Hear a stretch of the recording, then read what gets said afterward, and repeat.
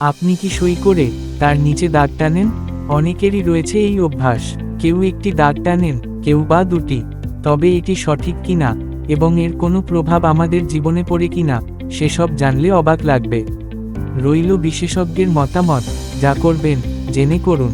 এই অভ্যাস সঠিক কিনা এবং এর প্রভাব কি তা নিয়ে ভোপালের জ্যোতিষী ও বাস্তু বিশেষজ্ঞ পণ্ডিত হিতেন্দ্র কুমার শর্মার মতামত জেনে নিন। স্বাক্ষর আমাদের জীবনে একটি গুরুত্বপূর্ণ ভূমিকা পালন করে। এটি কেবল আমাদের পরিচয় নয়, আমাদের চিন্তাধারা, ব্যক্তিত্ব এবং মানসিক অবস্থার প্রতিফলনও ঘটায়।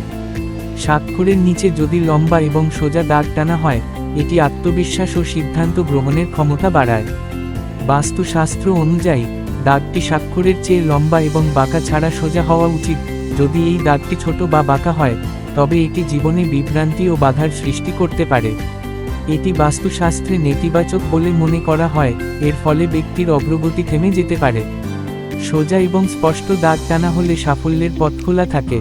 এই অভ্যাস কি আপনার জন্য উপকারী?